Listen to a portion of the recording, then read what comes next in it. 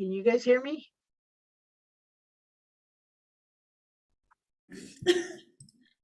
Is that as well? Probably the volume on our side. How cute. In the front. Do you want me to move that over more, so my big head is in the way? Come on now.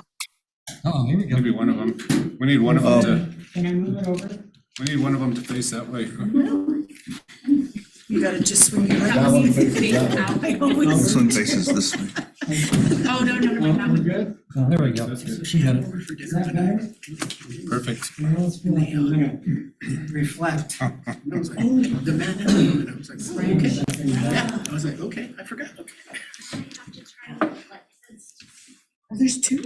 I can see that.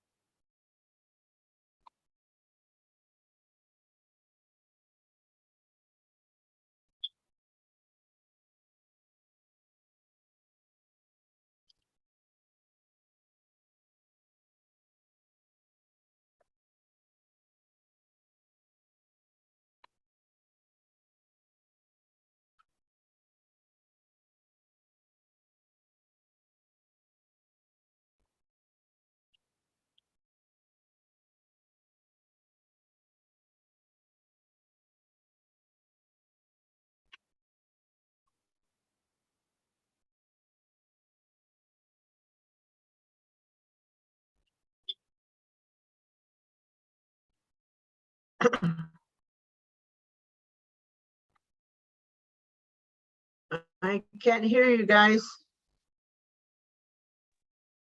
We're muted. Okay.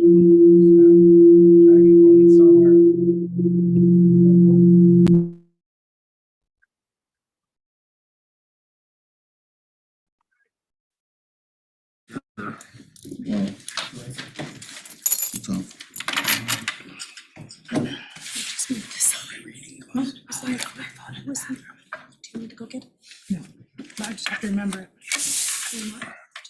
I said I just have to remember. We have 2 minutes. You can do it.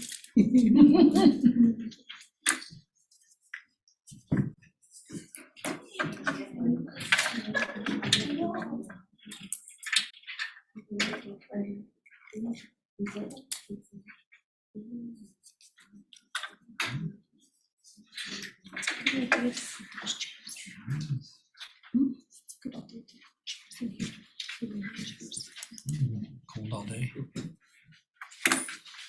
yeah. Sorry, yes. Good, yeah. How are you? Happy New Year. Happy New Year. Happy New Year. How are you? Rich, Happy New Year. Good to see you. There he is. Happy New Year. Good to see you. Yes, sir. Cold all day. Happy New Year.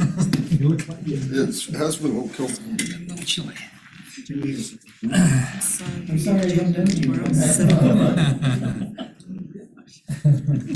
That's too funny. You're right there. That's a nice little. It's halfway Yeah. for me. Tomorrow. 7:30.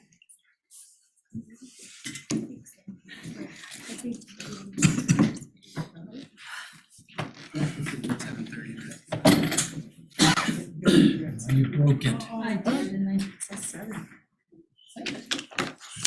Yeah, it's Maxine. Yes, no. Came out. We're the last. We'll just. I'll move back this way. Give me a few minutes. Check it. Ready?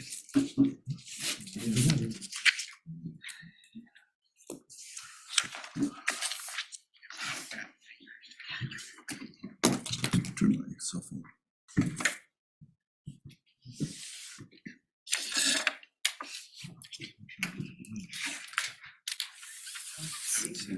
Breakfast at 7, children activity at 8.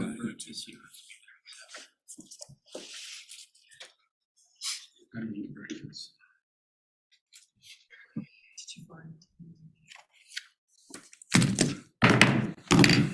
Call to order. Pledge of allegiance. Pledge allegiance to the flag of the United States of America and to the republic for which it stands, one nation, under God, indivisible, with liberty and justice for all. Staff and Board members and audience, Merry Christmas and Happy New Year. Things are gonna happen. It's a year that we shall look forward to all of our blessings that are coming to us, and there will be many. Mr. Okay, Lorraine, are you ready? Roll call? Emily Hunt Daly. Here. Here. Robert Hayes. Here. Richard Jones. Here. Ron Ortiz. Here. Dr. Arshamba. Yes, here. Adoption of agenda. Mr. Pettis, are there any changes? Yes, sir. Good evening, Mr. President, board members, everyone here. I recommend that we adopt the agenda as presented. Is there a motion? so move. So moved by Richard Jones, seconded by Second. Ron Ortiz to approve the agenda as presented. Roll call. Emily Hunt Daly. Yes, Robert Hayes. yes. Richard Jones. Aye. Ron Ortiz. Yes. Dr. Guy Arshamba. Yes. Adoption of minutes, Mr. Pettis. Yes, sir. Mr. President, board, I recommend that we adopt the minutes of December 6, 2022 as presented.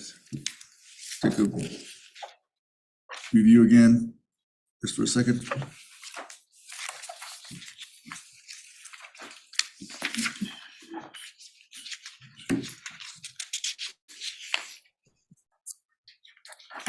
Is there a motion?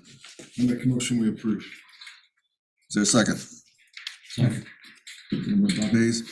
Motion made by Richard Jones, seconded by Bob Hayes to approve the minutes as presented. Roll call. Emily Hunt Daly. Yes, Thank you. Robert Hayes. Yes. Richard Jones. Aye. Ron Ortiz. Yes. Dr. Guy Arshamba. Yes, motion carries. Mr. Pettis, recognitions. Yes, sir, Mr. President, board, this evening, it's with great honor that we recognize the Laguna Acoma High School volleyball state champions. And I believe that this is the second year in a row, correct? And we have somebody here to say a few words about the team. Anybody here from Laguna Acoma? Come on in, well, perfect timing. Just in time. I got lost, sorry. Hi, You can come on up to Come. the, Don't be bashful. Yeah, don't be shy. Yeah.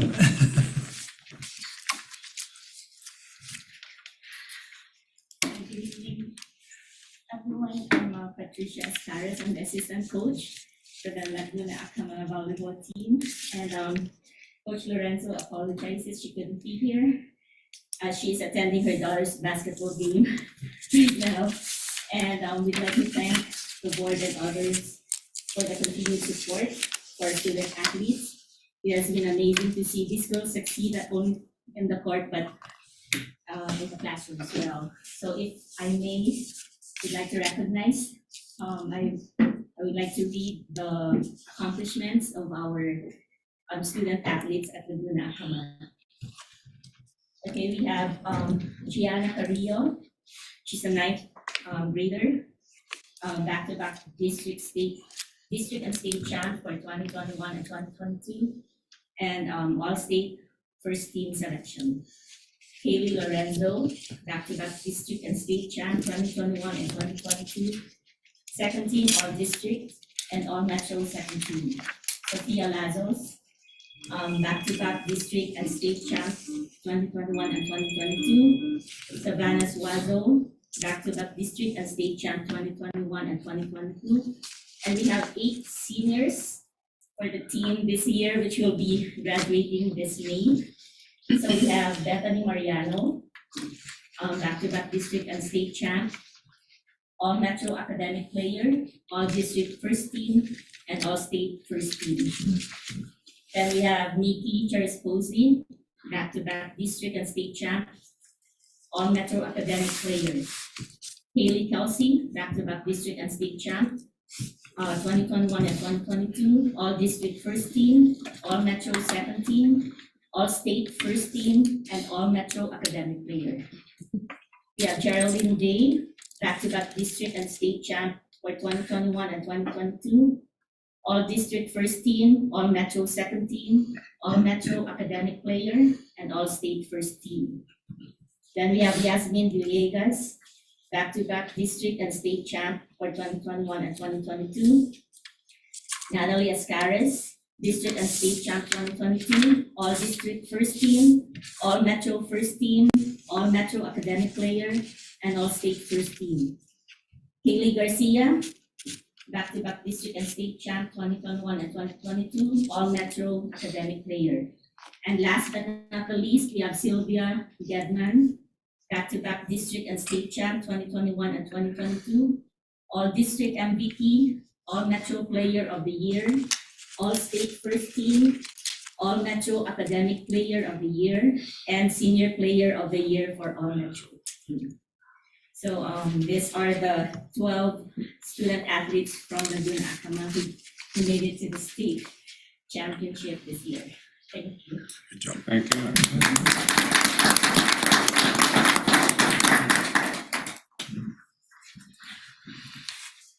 Please convey our congratulations to all of them. Exactly.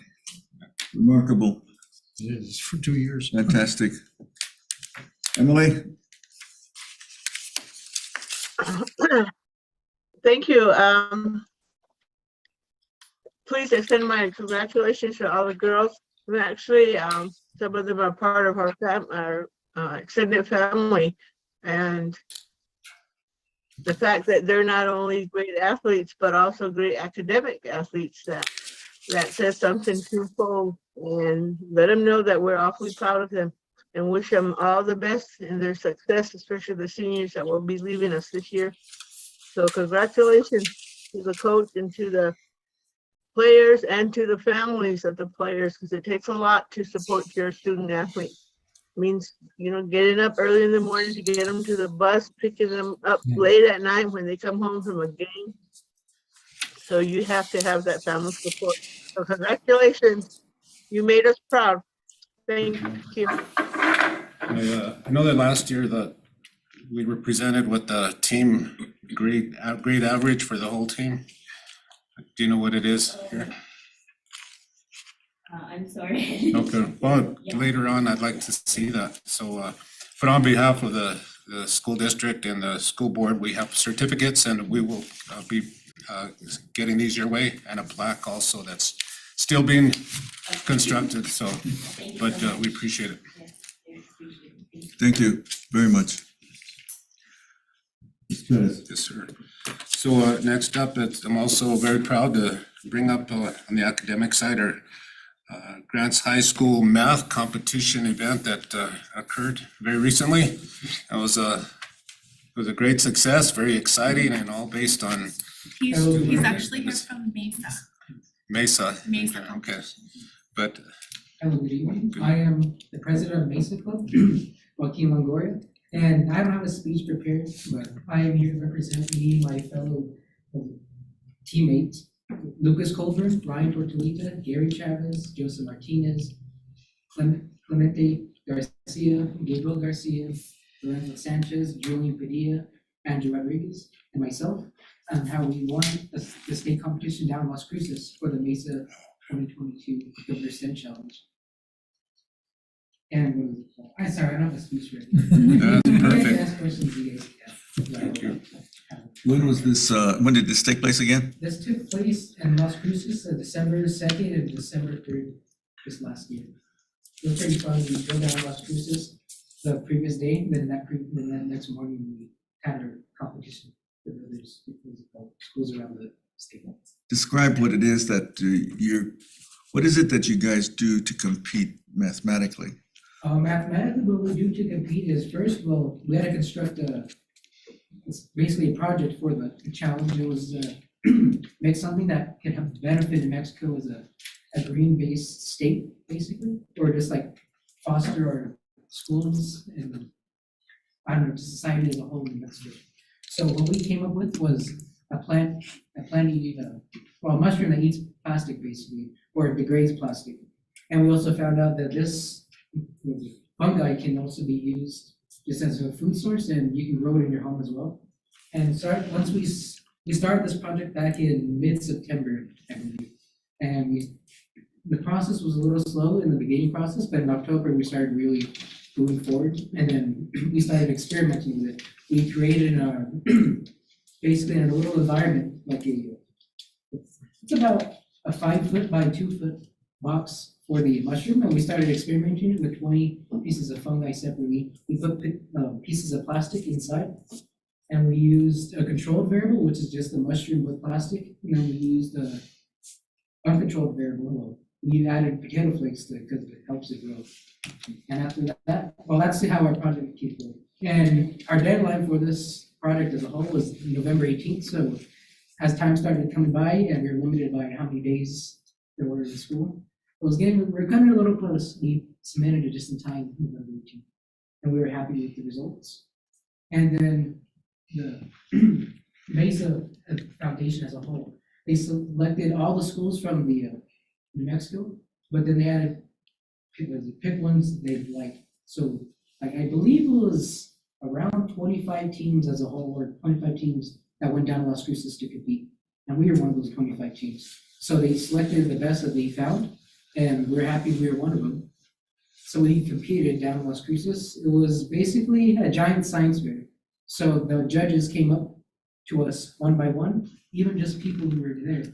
And we had a presentation and everything. It was pretty fun. I liked it, but it was really scary at first because we didn't know what we were expecting. But we're happy we came out with funding from Sandia National Labs. Sandia National Labs awarded us a $5,000 award, split among the 10 of my peers. And we're still awaiting that money. But yeah, we celebrated. It was pretty fun. We enjoyed it down in Las Cruces. It's very nice down there, even in December. Yes, it is. It's amazing. It's great. Phenomenal. Questions, comments? Good job. That's great. 25 teams is a big challenge. Yeah, Yeah. we had schools from, let's see, Sioux Cleveland. There was a bunch of them were tech schools and private schools. I Really? believe the only other public school I heard was Bernalillo Public School, high school. That was the only other public school that was there. Others were charter schools and a bunch of tech schools, even military institutions, high schools. So it's pretty challenging. Oh, it's good. We're happy that we represented Grants High School as a whole. No, that's great. It's fantastic. Really neat. Good job. It's amazing. Very proud. We also have a plaque and certificates for you guys that we'll connect with you with later. We'll call them, make sure your money gets to you right on time. See if the check's in the mail. What are your plans for next year? My plans for next year are, well, next year is my upcoming senior year, so I'm hoping I can continue to stay in Mesa. And then usually Mesa has field trips for senior students, a part of Mesa, and they go across the country to compete in something else, or just like to study even more. Let's see, or just institutes, like even when I was in Mesa last year, we went down to Las Cruces again to use another science fair done by college students at the campus at UMSC campus. And that's what they do as Mesa. They fly off, I'm not sure the process yet, but they send you to places around the country where they have next year. I believe this year was North Carolina. I'm not sure about next year. Yeah, I plan to stay in Mesa until I graduate, so. Well, congratulations. Thank you very much. Thank you.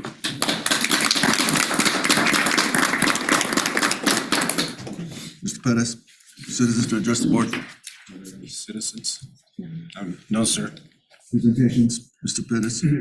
Yes, Mr. President, Board, this evening, as we do regularly, we have a school site presentation This evening it is with the Mount Taylor Elementary Principal Staff and Principal and Staff, Dr. Lori Ayala.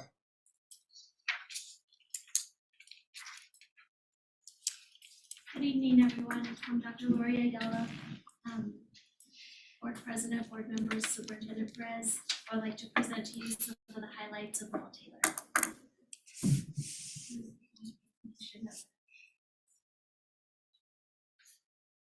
I have invited some of my staff members and people from Mount Taylor so they could share a little bit about the good things also after I finish presenting the data.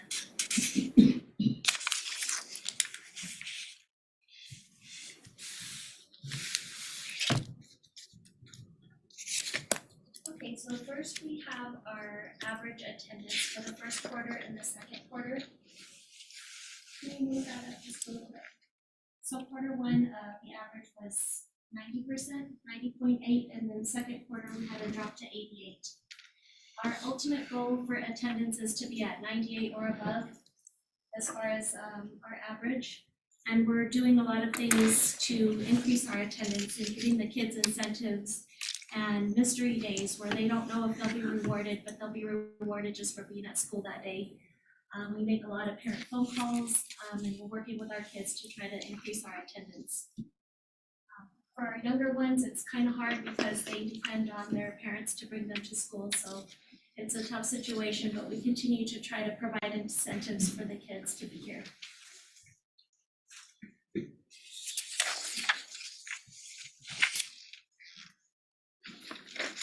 This is our iStation data. It includes quarter one and quarter two. iStation is our universal screener that we use for New Mexico, and it assesses a variety of skills for that grade level. And so the kids aren't necessarily prepared to take this test, but it's a normed test. It just kind of gives us a snapshot of where they are on a range of skills for that grade level. So it's just one piece of data that we look at. So we expect our scores to be increasing throughout the year as they learn more and we cover more subjects. You know, I don't talk that much.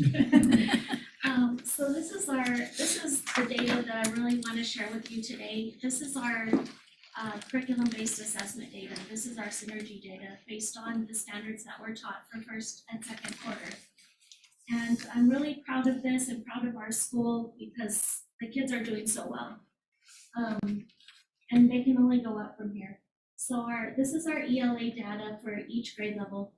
And our total average for the school for quarter one was 58% passing, and then for the second quarter was 58.2. So around the same.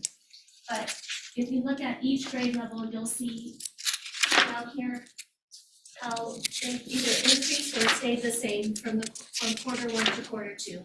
So kindergarten went from 86 to 93 in ELA, and first grade 66 to 71, and so on across the board. The only grade level that I'm somewhat concerned about at this point is fifth grade, and I'll talk to you a little bit more about that data here in a bit. But overall, the kids are doing great, and I expect them to be doing even better by the end of the year. This is our math data.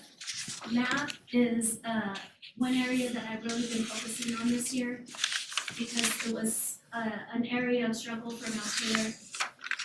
And so I've been talking to the teachers a lot about math in PLC, and we've gotten organized as a campus and lining up our standards with our assessments. And so this is the result of that. We've seen increases in every grade level with math. Kindergarten and the lower grades are doing awesome. They're all doing great. Like I said, we have a struggle in fifth grade, and I'm going to talk a little bit more about that and what our plan is to increase those scores.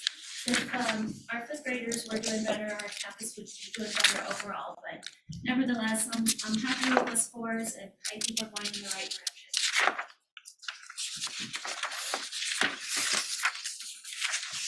I wanted to pull together cohort data just to compare apples to apples. So I wanted to look at last year's third graders compared to this year's fourth graders, because those are the same kids.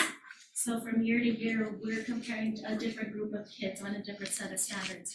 But this is actually the same group of kids here this was last year's NAMASA, they were scoring at 18% in math. And then this year, at the beginning of the year, IMASA, this is all we had at 2%. And then fourth grade math, 11, and then 8, and then fifth grade, 11 and 12. So these scores look kind of bleak, but at the same time, it's hopeful because these kids had all of last year to learn their standards. And these ones came in at the beginning of the year without having any instruction at all. And so they're still around the same. So we can only go up from here. And we're going to. Same thing for reading. Reading is a little bit better, but this is just to my point about math. The scores were kind of, they are low, but we're already doing much better than that this year. So I'm very proud of them and happy about that. Here's our discipline data, and this is a lot of what I want to talk to you about today. Mount Taylor has some challenges with discipline, so I wanted to pull this just to see where we were at as far as just an overall big picture. So these are some of the other schools, and this is Mount Taylor right here. So the 34 represents our minor incidents, and the 28 represents our major incidents, and then the 11 is the other. And I'll explain more about that on the next slide. So this is a breakdown of what types of offenses we have as far as discipline. Our biggest offenses are argumentative or disrespectful or being disruptive to others. Those are our two biggest categories. And in this graph, it's broken down by grade level. So we have kindergarten all the way up to 6th grade. And as you can see, our 5th grade makes up 80% of all of our discipline. So with that, it makes academics that much more challenging when you have discipline issues in a certain grade level. So we're dealing with not just teaching the kids academically, but teaching them things on how to be respectful, how to be not disruptive to the classroom environment, how to care about their work, turn in things, be responsible. So it's a big job to do for the teachers in that grade level. And then on this one, it's broken down by the subgroups.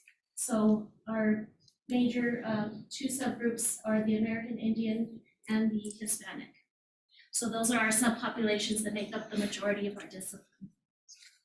So I just thought this was interesting, and I know some of you have been principals and you have to deal with this as far as discipline.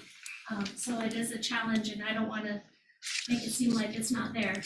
It is there, but we're dealing with it one day at a time. This is another way that I had just pulled the data, same thing. It's another visual to show that the 5th grade is where most of our discipline is coming from. And then this represents the other grade levels. And our after-school clubs.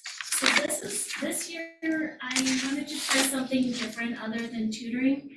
Our tutoring last year was not very well attended, and I'm not sure about the effectiveness of it. So I wanted to try a different approach this year with going with enrichment. So we have a lot of different after-school clubs that provide kids incentives and give them something to look forward to, and we can hold it as a motivation for them to do well in school. So we have gardening, Dungeons and Dragons, basketball, math games, computers, quiz bee, reading games, dance, and student council. And I have invited our people here tonight to talk a little bit about the after-school clubs because they're going really, really well. Our kids can't wait till their after-school club. After the dust settles at the end of the day and things get kind of quiet, and you walk down the hallway, you hear like laughter, and you look in the rooms and you see the kids smile, and they're just looking so forward to this. It's the highlight of their day, and so I don't want to forget that we're dealing with kids here. We're dealing with, most of our kids are under the age of 10. So I want to give them a good experience in school and make something worthwhile for them, make it fun for them, because they are still kids, they have to have that. It's not just about, the reading and math and academics. So anyways, I would like to have some of my people talk to you about their club and how it's going. Student council? Come on up. Hello, so my name is Mallory Knott. I am one of the student council sponsors, that's what I'm looking for. This is our president, Emma, and she wants to say a few words. Can we just turn the slide for a second? Thank you.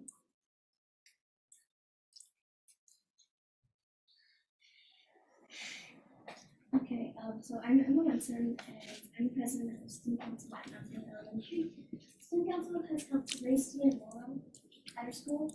The Student Council has also worked very hard to raise money for activities and field trips. We also held a fundraiser for the Birders Place. Yeah. It was a food drive. It was a food drive for Birders Place. Yeah.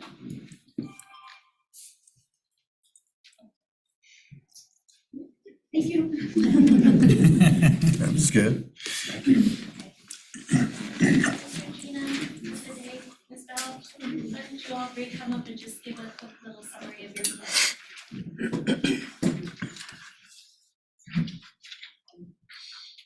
Good evening, everyone. I'm Regina Papo. I'm a reading club moderator.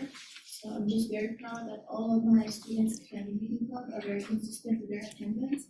And reading club is created to encourage and create a love for reading in students and enable them to become better lifelong readers and to enable them to reflect on what they read in order to them to become effective writers and speakers. Some of the activities we do are read aloud, games such as word search bingo, and creating word habits. Good evening, everyone. I am Frida Day, special ed teacher. I'm also teaching reading and math activities. Like in reading activities, we do the sight word games like doing the bingo, splash, and fishing. So after that, when they got the correct answers, we give them money. I mean the play money in order the real money, the play money, and then by the end of the month, or when they have enough money, they can buy like in our store, like some chips or some simple stuff like pencil, eraser, like that. Same with math, we do the picture puzzle wherein they are going to answer some math problems so that they can look for the picture, and also the word puzzle and bingo like that. Yeah, that's all. Okay. So I just want you guys to know that after-school clubs are a great thing.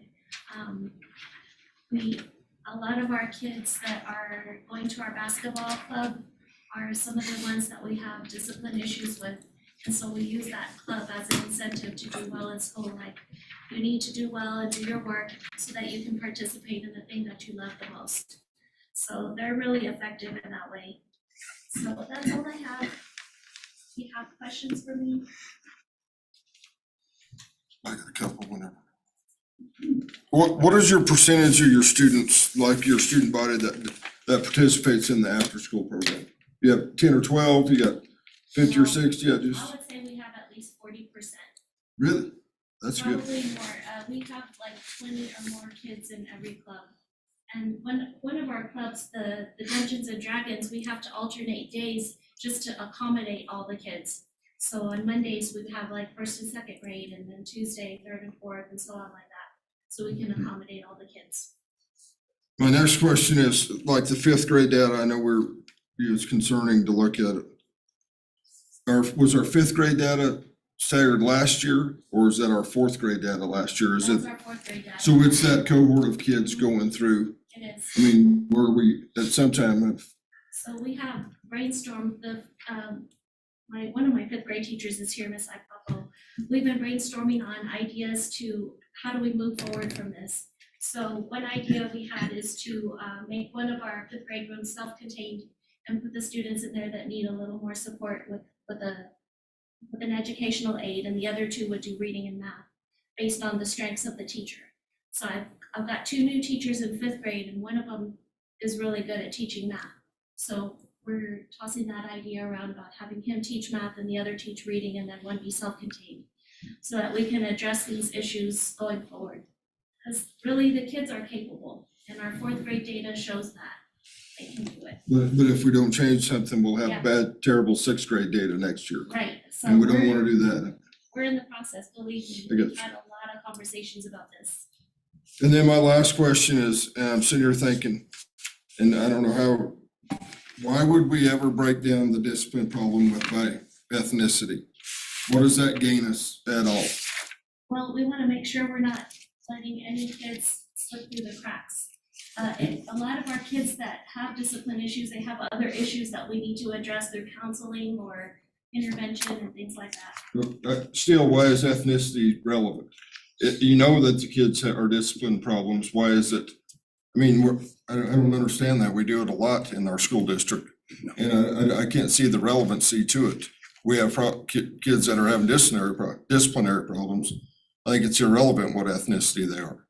I'm not asking you a question you can't answer, I just didn't know if that's a directive of our district or why that's relevant. I can answer part of that.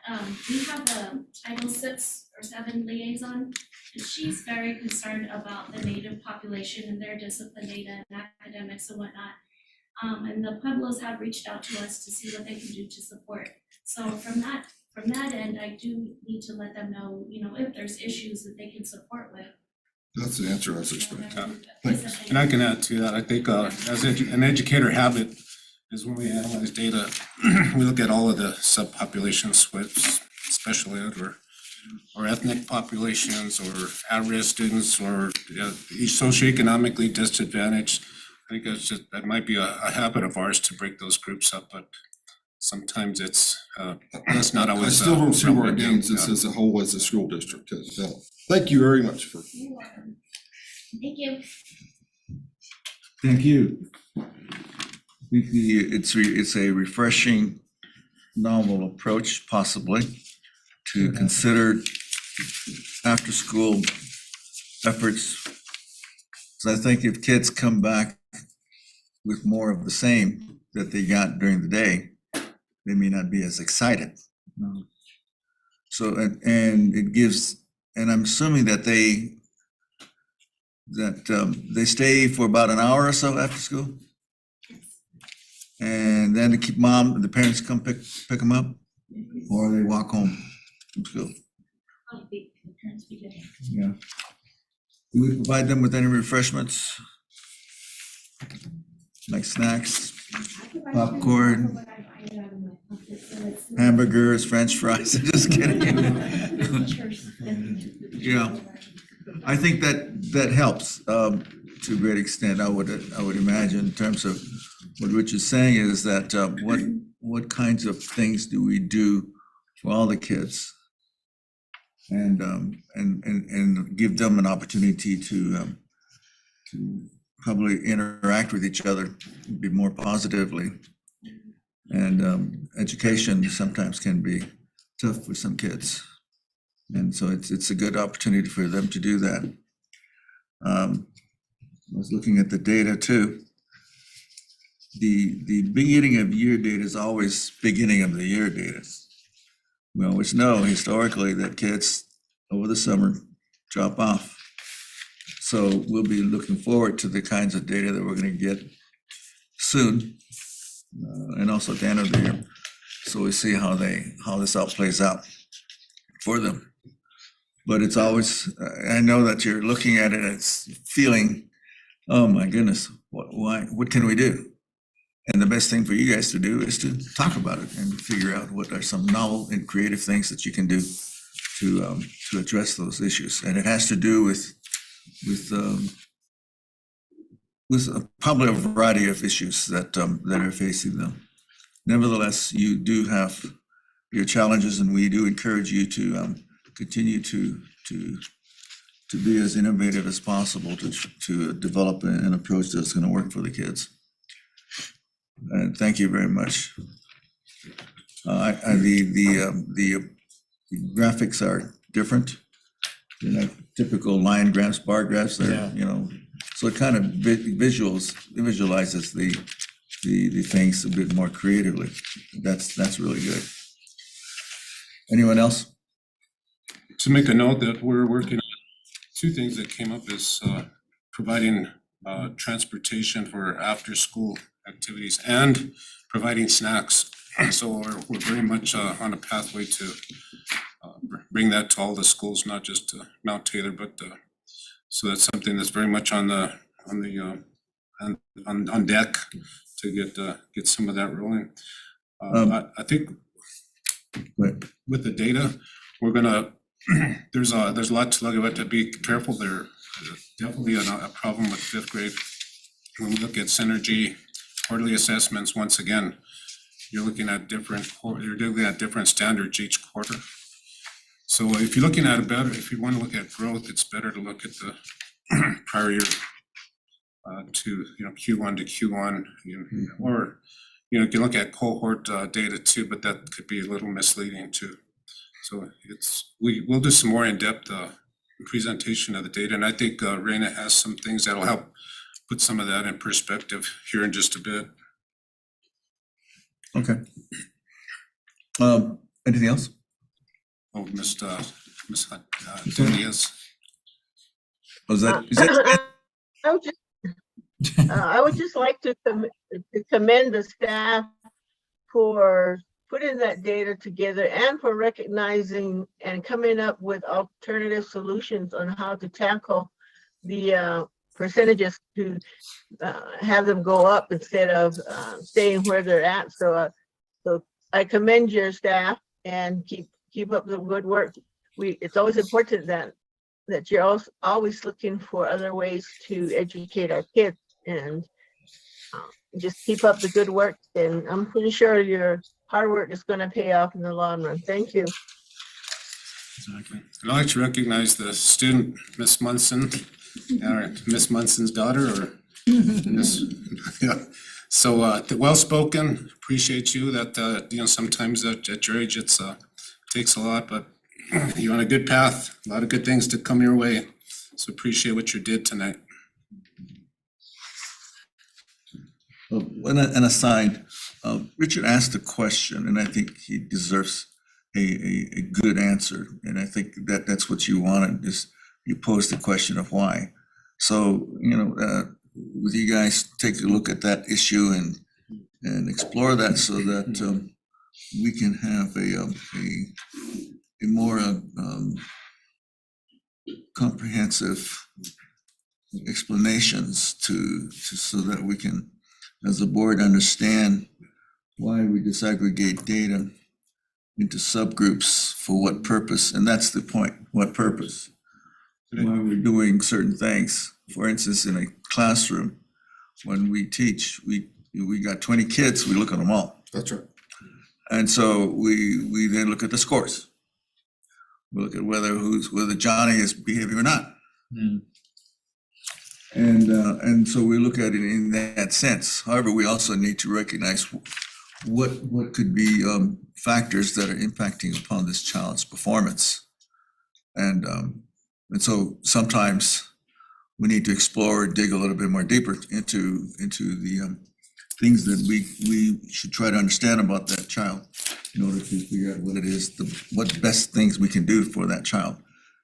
And what I always wanted to do is to ensure that we have children who engage each other as teams, as groups, as pairs, in ways that are have them learn how to be supportive of each other.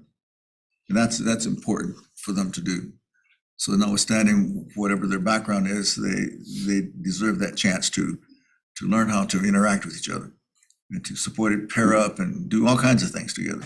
That, I think, is important. Nevertheless, if you guys could, staff could provide us with a bit more insights into those kinds of things, that would be helpful. Next, Mr. Maldonado. Do you have any really exciting bar graphs and balloons and music that that you get it. Folks, Mont Taylor, you may stay for the whole meeting if you so desire, but we don't have any incentives for you. No cookies. We'll have to think about that, okay? Only that, Catherine. You can stay. Once again, Mr. President, members of the board, Mr. Superintendent, I do have to renew my objection to being following the kids every time I make a presentation. But you gotta get music or. Bring the finance guy up after the really nice presentation. Yeah. I don't have any kids who work for me. I'm gonna hire some next time I come up. Around me and I may be interested. So I'm here at the request of Dr. Guy, who asked me last month to present to you a mid-year budget update with where we are with our budget for this year, how we're moving forward for planning for next year as well. So it's fairly comprehensive. I won't read everything on all the slides, but I do want to walk you through some very important items on this with our budget, with respect to our budget. And let me make this presentation right. So there are 4 components to this budget presentation. The first one is I'm going to walk through the scope of the budget at Grants as well as county schools. I'm going to walk you through how we do our operations budgets as well and what those look like so that you can see how the money that goes into actually operating. And then our capital projects, and with the help of Mr. Triplehorn, I'm going to walk you through some of our capital programs as well. And then looking forward to our funding horizon out to school year 26-27. So those are the 4 areas of interest that we're going to go through. The first one is our scope of our budget. Just to remind you, we manage 87 different funds. We just got 2 more allocations since I did this presentation. So now it's 89 different funds that we manage on behalf of the school district. Our total budget is $111,663,806. So it's pretty comprehensive, pretty busy in terms of how much money is flowing through. So here, this OBMS, this is the online budget management system. This is how we report to the PED every fund for which we want to operate. When we upload our budget, we tell them how much money in revenue we expect in that particular fund, how we're going to spend the money, and then which categories we're going to spend the money, whether it's salaries, benefits, travel, you name it, there's 1,000 different categories.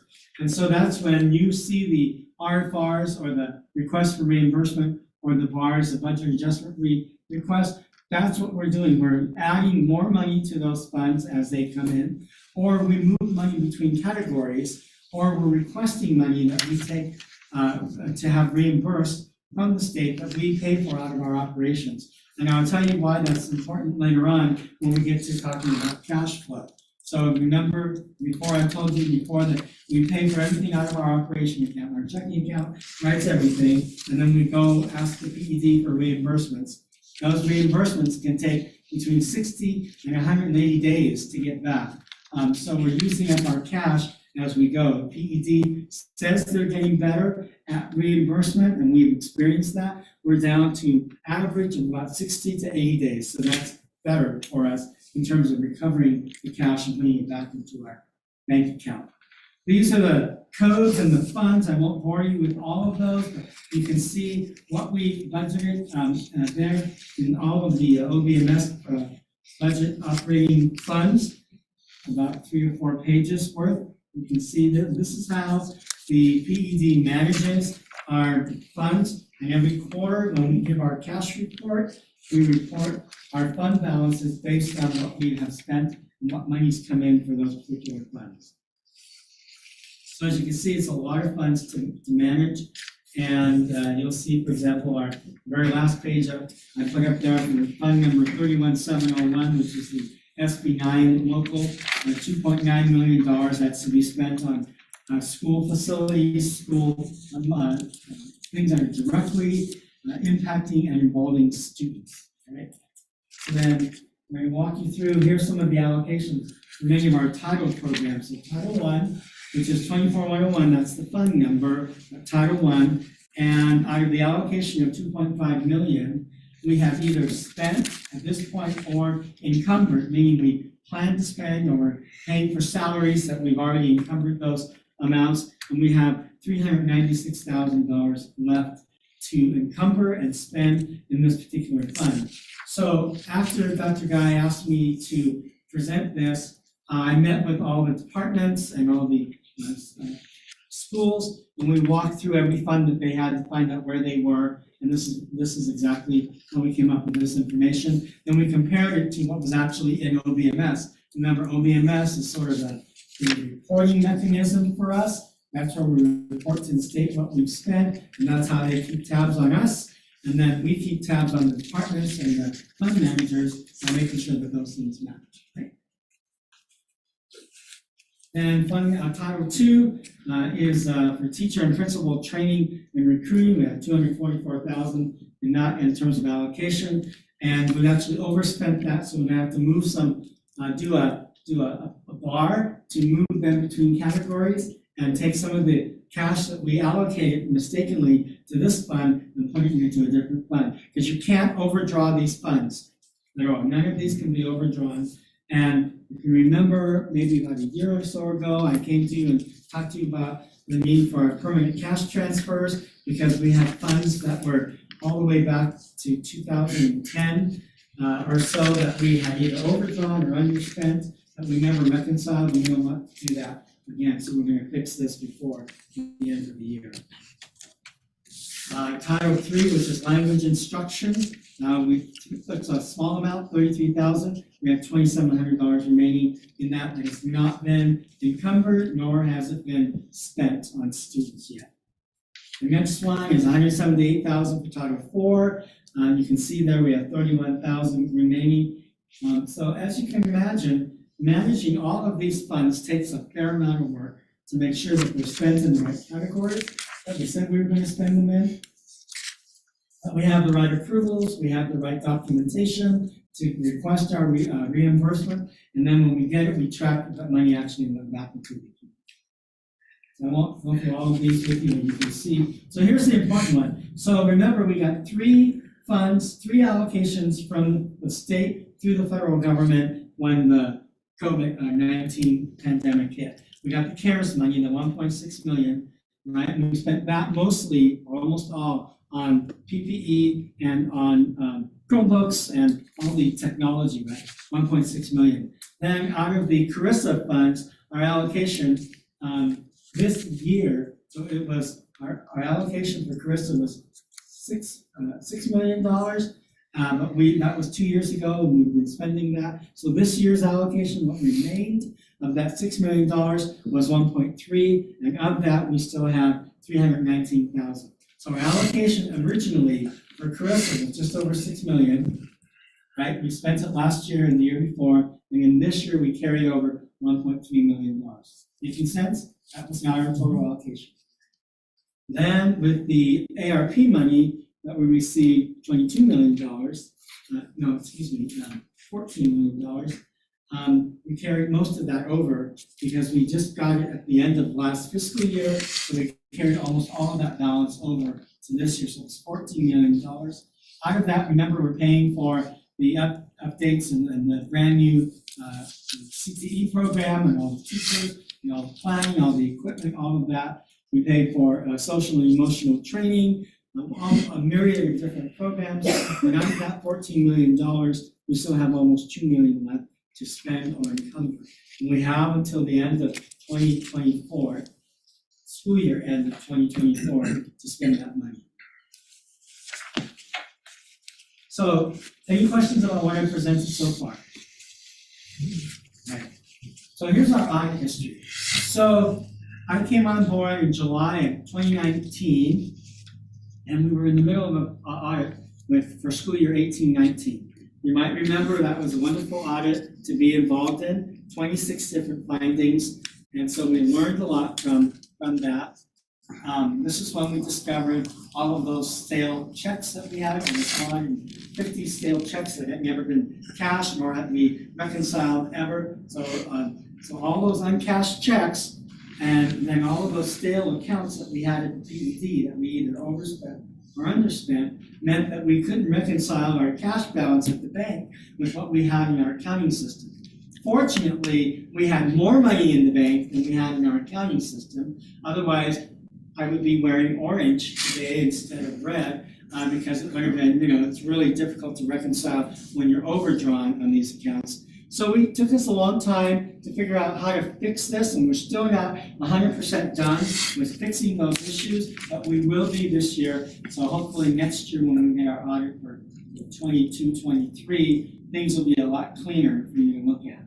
Then in school year 19-20, we had 12 findings out of a budget of 72 million. And then in school year 2021, we had 7 findings. So, we're making progress, right? Out of $79 million budget. This year, I kind of jumped the gun. I thought we would have only 5 findings, but we're going to have about 7 or 8 because of, I can't tell you why yet because it hasn't been published yet, but it's going to be about 7 or 8. But again, working with our auditors, we're learning a lot of great things about how to improve our internal processes. And that's really what it's all about, right? I remember going out practically in tears to Mr. Perez going, I don't understand why we keep having these same audits, findings. And he said, remember, it's about looking for, what did you tell me? It's not perfection, it's for improvement, whatever, something like that. It was really encouraging because we're never going to be perfect. My goal is 0 findings, but I think I'm going to be 75. By the time we get to that. So we're making progress on this, and so I'm really pleased with that. And these are some of the issues that we've been looking at, and some of them go from year to year. So they're issues that we are really working hard with our staff to help us with, because if you recall, the spending of the money is not just in the business offices, throughout the district. So we give people latitude, principals, fund managers, whatever, latitude to request things and to order things. Sometimes they don't stay within the lines and they go outside those lines, and that results in audit findings sometimes. Procurement is one of those big things that's really a difficult thing at first to get our hands around. Cash management is another one. Cash management spans the issues, everything from how quickly schools deposit money into the bank, because there's a rule. Has to be within 24 hours. Very often they don't meet that rule. Sometimes there's cash discrepancies on what they say they collect and what got deposited in the bank. Sometimes there's cash management issues with how we reconcile. So reconciliation of accounts back in 1920, when I first came on, was a very big issue. We had not balanced the checkbook in I think 9 months. And we had 8 different checking accounts. So imagine the nightmare of having all those different accounts. We closed all but one of them and consolidated everything, but we are still dealing with the discrepancies from those 7 other accounts that we had open before I came, that we closed, that we are still finding unreconciled issues. Then we had 450 outstanding checks dating back to, 2005 or so that had never been cashed. And so the process is supposed to be, when you have something that's over a year old, you call up and say, hey, I know Dr. Martin, we issued this check last year, you haven't cashed it yet, do you still have it? If you not, we'll reissue it, blah, blah, blah, whatever it takes to do that. But we couldn't do that with 450 checks. So what we did was we ran a report of all the different checks, who they belonged to, what they were for. We wrote a big check for the total amount covering all those checks and sent that information up to the State Taxation and Revenue Department unclaimed property, and then sent a letter to all the outstanding people. Somebody in this room got one of those letters, I imagine, right? And I said, deny it. and said, hey, 3 of you, my goodness. So we said, we can't cash them anymore. If you have it, we can't cash it, we can't reissue it. We turned everything over to the state, give it some time, and then go and make your claim, and they'll pay you. So that's what we did to work through that. Last year, we did a permanent cash transfer. The money that was supposed to be in the 11,000 operating account that we had underspent, and we wanted the PED to give us that money, right? And they said, no, we'll just make a book transfer. We'll call it even for now, right? So no money changed hands. Well, now, the second part of that permanent cash transfer is money that we owe them, right? Do you think that they were as gracious as that? No, we're gonna have to write a check for, I think it's almost $248,000 to clear those accounts, but that will get us to a reconciled account, right? And that's really what we need, is that excellence, not perfection. That's all. So we want to get to that, so we're gonna get there this year as well. And that cash management is a very big deal. So you can imagine all the different events that we have, all the different items where people are handling cash, and there's the opportunity for fraud, there's the opportunity for stealing, there's motive at times, whenever. We need to eliminate all of that because there were times when we could not find the money that people said that they collected. So it just walked away. And I don't want to accuse anybody. I just sat down with Mr. Perez one day and said, this has to stop. We can't keep doing the cash, which is why we went to that cashless or virtually cashless process, so that we have direct deposits and we don't have any issues with that. Same thing with why we have direct deposits with payroll checks, because we had employees cashing the checks twice. They would take a picture of the check, deposit it, and then keep it for a few months, and then take it to the bank and redeposit that check, thinking that we just had that happen last week, I believe it was. And so, from a check that was this employee had for a while ago. And so, I don't know if they inadvertently did that or did that on purpose, it really doesn't matter. My job is to eliminate the opportunity, and that's what we're doing with direct deposit. All right, so the importance of cash balances. This is something that almost every year the PED talks to us about, cash balances. We read the report from the LFC from about a year ago, cited that school districts have more cash on hand than they ever had, in years before. Well, there's a reason for that. Number one, we have these big allocations, right? So that's number one. But number two, having a cash on hand is a healthy thing, right? We can't continue to live year to year waiting for money to come in from the PED or from an allocation when there's going to be an emergency. Let's talk about what an emergency might be. For example, over at Vance High School, all those failures in the HVAC systems, right? We're talking $600,000 worth of repairs that were unplanned for, and we have to be able to get the money from somewhere. And so we have to be good stewards of this money and plan for how we're going to take care of that in the future, things like that. So a healthy cash on hand, and I came from healthcare, so I'll tell you this, that a healthy cash on hand, number of days on hand, is 3 to 6 months. That's considered healthy. Hospitals, on average, have between 6 and 12 months worth of cash on hand. Big operations, billion-dollar operations like the ones I was involved with, right?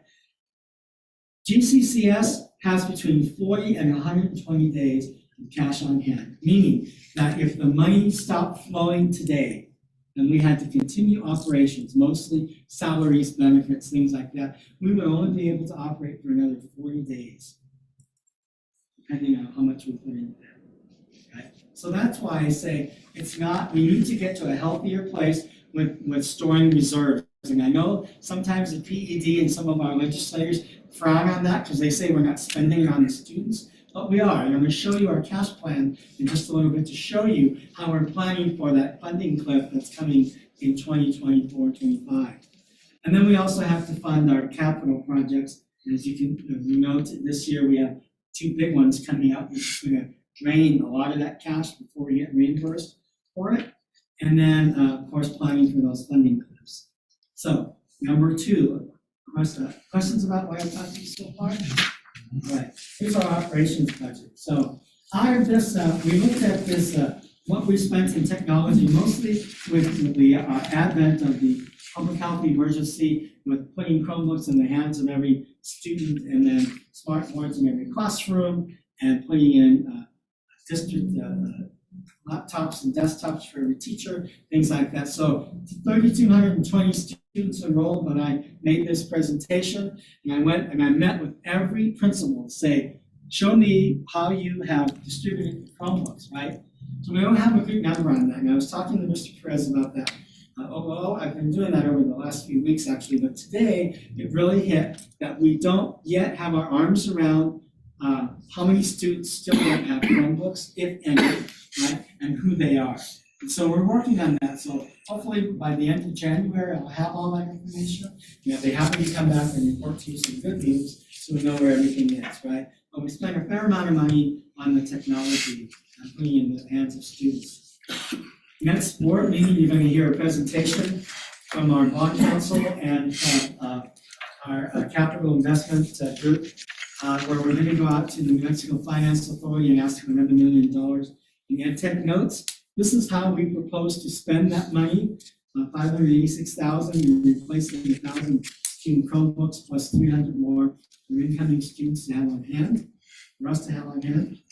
43,000 in equipping teachers with devices, and then 320,000 to update 10 servers. And so as you can imagine, we have gone from before the pandemic, the demand on technology in our service was maybe this much, right? But then we added all these other things that we're doing, and the demand is this much. So it's really taxing on our infrastructure. We've done a good job of keeping it up, but now we have to start looking at replacement for that so that we don't have any hiccups in our infrastructure. And then, of course, 50,000 of that goes to associated legal and bond advisors fees. So that MFA board meeting is on the 26th. I've been already asked for lots of information from our MFA staff who is proposing and preparing our application. Of course, one of the things they always ask about is our audit findings, and so we're always on the hook. We're explaining how we're making improvements in our audit processes. So as you know, we did large increases in salaries. Not only did we do it ourselves, with the minimum $16 per hour last year that you approved, and also the state upped the salaries for teachers significantly. I wanted to give you what our budget was from the year 2010 all the way through this year. You can see how much that growth is. It's not just in the number of teachers, it's in the actual salaries being paid to teachers, right? Not including the benefits and those kinds of things. So while salaries make us more competitive, it also puts more pressure on the budget. You don't always get that relief from the PET or from the legislature. I do anticipate that in the next 2 or 3 years, we're going to see more money coming in for teachers, but then there's going to be that cutoff where that money is not going to be coming in anymore, and it will be incumbent on us to fund those now higher salaries. You know, we've raised the watermark is going up, right? And then we have to keep that watermark up. We can't make it go down. So here are the school site budgets. When I was interviewed by the Legislative Finance Committee about how you do your school site budgeting, really, a lot of districts will allocate X number of dollars to a school, and here you go, spend it the way you do, the way you want to, and tell us how you want to spend that. We do things differently here. The district provides most of the funding for all of the funding that's needed for students and teachers, and then we carve out an amount. Last year it was $55 per student, this year it's $30, because we're providing more things from the district, so we didn't need to have them give them as much per student allocation. And it's based on the enrollment, on their anticipated 40-day enrollment. So this is what their school site budgets are. I like to call it the principal's discretionary fund, because they can pretty much spend it on whenever they need to, and whatever they choose to spend it on. It's not provided by the district already. You can see Laguna Acoma is in the red there, we reflect that as well. But this is where they are so far as of December 31st.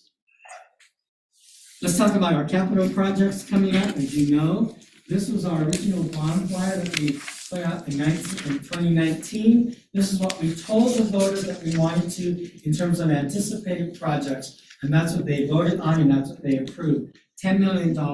Of that, 6.6 was going to go to our share of the 2 school replacements, 250,000 towards teacher housing, 750,000 towards athletics, $1 million for various projects that you can see there, and then school site modernization at 500,000. Well, that was in 2019, and that was in November, and then March 2020 came along, and things got kind of helter-skelter. Here's where things are really. In the next slide, you can see that 2 school replacements, instead of 6.6 million, our share is now $8.3 million. 8.3 million, so it's a huge increase in our share. Out of the total cost paid for the athletic facilities, we didn't use any of the bond money, we used ARP money for that. That came to $3.3 million for the 3 fields, the athletic fields that we put in, so we were able to get some relief from there as well. Teacher housing, we anticipate $1 million in teacher housing, $500,000 for school site modernization, and $178,000 for the various projects. So you can see that we had to do some moving around, right? And because of the increase in the cost of the 2 schools, for a lot of reasons, the cost went up. That we have to make sure that those are the 2 major projects we wanted to make sure that we didn't fall down on, and we have enough cash in order to do that with. And so that's why we use this bond money. So most of that $10 million bond is going towards these school projects, the rebuilding. Our capital projects, these are the big ones, right? Blue Water Elementary, Mesa View Elementary, we just replaced the roof. Laguna Acoma, that is 95% done, 99% done. We're gonna be adding some more security vestibules in schools that don't have those already, where these are schools where people can just walk in. We want to eliminate those as a priority. You can see the field improvements. And then we also bought classroom furniture for every single classroom at Laguna Acoma schools. And those will be coming mid-January, finally getting in to be put in place in mid-January. So that's really exciting. These are big ticket items here that are being paid for out of various funds. Future projects, some of which you will hear today, $2 million for an IT complex that we need to build, which will have server housing, offices, and a data center. The new operations center for transportation and maintenance over on Sacaleras that we're anticipating. The building and septic upgrades from Long Elementary, Cabero Elementary, and then the HVAC repairs for the various schools over the next 3 years that will cost us about $850,000. So moving forward, how do we plan for all this money, either now or moving forward? So I sent over to you, Dr. Martin passed out was our cash plan. So here are the big things moving forward.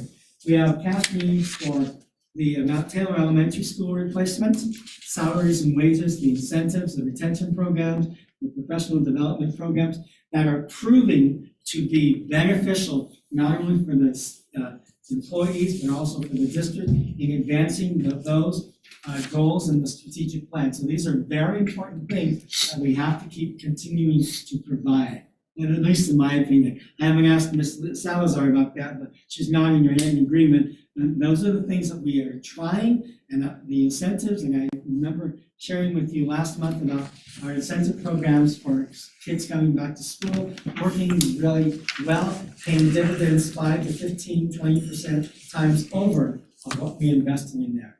And then school side technology, curriculum, furniture, and students. These are some of our cash needs. So this is an abbreviated version of what I shared with you on that spreadsheet. So out of our state equalization guarantee, we anticipate this year, of course, you can see was 32, in 2021 was 32 million, 21-22, 24 million. This year, 38 million. We anticipate next year will be about 40 million. This is based on enrollment, based on the complexity of the students, how many are in special ed, things like that, so we get paid by unit, okay? Federal funds, we anticipate, as you can see in 2023, 22, 23, we had a big influx in federal funds, and that's very unusual. So we anticipate that moderating throughout the next few years. Impact aid, we budgeted $3.5 million this year. It's based on enrollment, it's based on factors that we give to the federal government, and then they calculate what we're going to get. And Dr. Martin and I looked at what the enrollment was for those living on the Pueblos, and we anticipate that going down to budgeting about 3 million versus 3.5 million.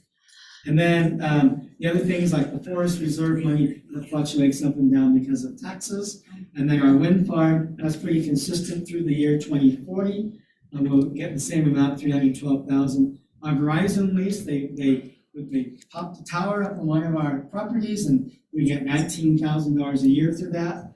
And then you can see the ed tech notes there for 1 million, and then our bonds that we issue, that we sell. And then what money we put into reserves, okay? So you can see the money, and you can see in that sort of grayish, the tan color, you can see the total that we anticipate. So we're gonna go from 76 million down to about $61 million in the next coming years. Very important to have cash on hand, and this is why. I'm done. Any questions I can answer for anyone?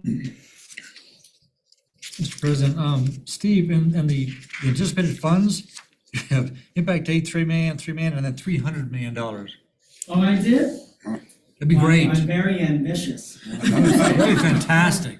One up, Optimistic. one back, on the, Your screen. page 32. I was wanting to make sure that you were paying attention. Really pay attention to that, that'd be fantastic. Is there some fund that we don't know that I want 4 or 5 of them, you know, but 300 million would be great, but 3 million is probably what you wanted. It's 3 million. The spreadsheet's more accurate. There you go. Anything else I can answer for you? Thank you. Feels Thank great. you. Very thorough. Yeah, very colorful. They're getting better at it. Yeah. But, I don't think he- it's actually, helps us to visualize it more readily, complex things like this. I guess, Mr. Pettis. yeah, I'd like to just reinforce the idea about the necessity of the cash balance and cash at hand.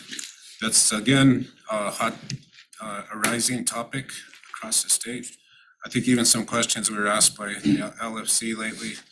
There's a lot of money that's, they believe is sitting in the bank, so to speak, that's not being spent. However, I think probably most districts would argue that, just like Steve did tonight, it's very necessary to have that money there. And I like the way you put it, Steve, one time is, I'd rather have the healthy way of approaching it than having to go and ask them every year or, you know, that Hand in hand, yes.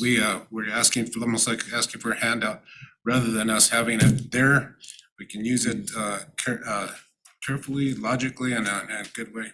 So, Over a year and a half ago, they came and took a bunch back from us. yes, Oh, yeah. We just brought that up. Name it. Times. and when they start talking like they're talking now, I get fearful of that day coming again, so. We want to justify, and I think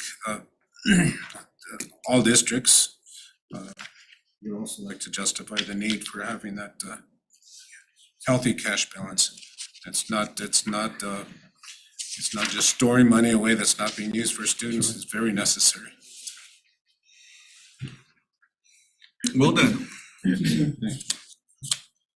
Pettis.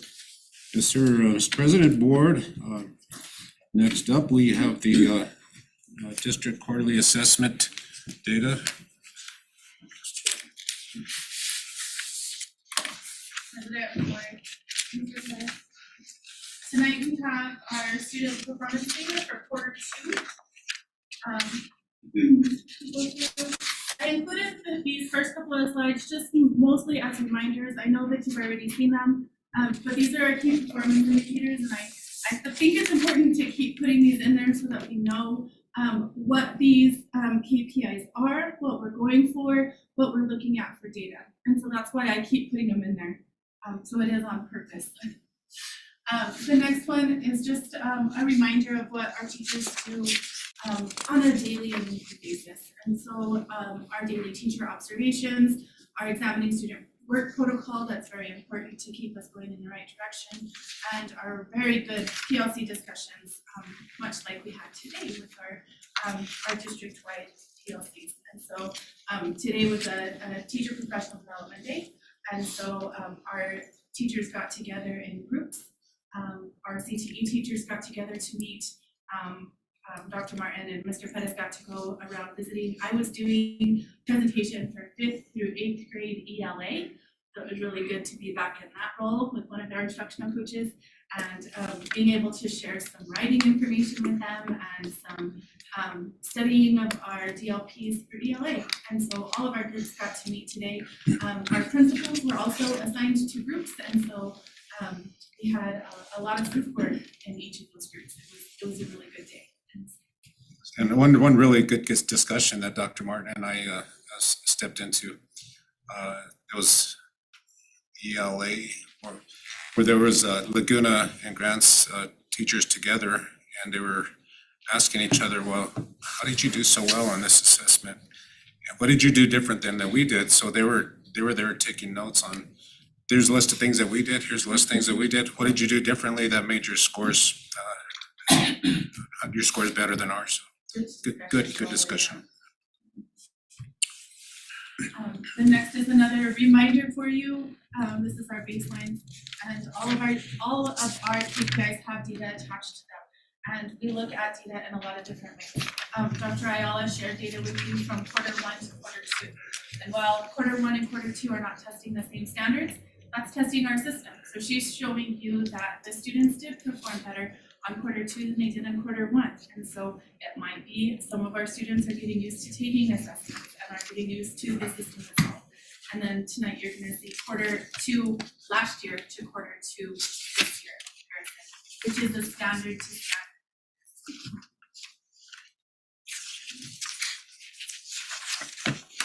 So just a little update. So far this year, we've had state assessments and we've had district assessments. So the state assessments that we've already taken is our IMASA beginning of the year. iStation and our IMASA middle of the year is actually in progress right now. So the reason that I'm not giving you quarter 2 data and IMASA is because we still have 3 weeks of a window opening for IMASA. And so once that window closes, then I'll be bringing you that data as well, because it's pretty instant. So as soon as the last student takes that assessment, we have the data readily available. But like I said, we have 3 more weeks of that window being open, and that's why I'm not giving you that one. And then we've had our quarter 1 math and ELA earlier this year, and then we have our quarter 2 that just ended on these. We've continuously done examining student work with our sites, so our instructional coaches and our principals are in those PLC meetings twice a week, and they're examining student work regularly. They've studied their standards and their DLPs, and that's one of the comments that I got from an administrator today as well. These teachers are really understanding their DLPs. They're looking at that plan. They know what it looks like for quarter 3. You can walk around now and see the district learning plans, and they're a little tattered. Our teachers are using these, they're taking them, they're writing notes in them. I offered a teacher today, I said, Ms. Lopez, I can get you a new DLP. Do you need me to print another one for you? She said, no, this one has all of my notes in it. I'll just tape it up. And so they're really using them, which is great. They know where to look for a year at a glance. They know where to look for standards before them and after them to see if they're staying where they need to be. So that's really good work that they're doing there. They worked on expectations for student work.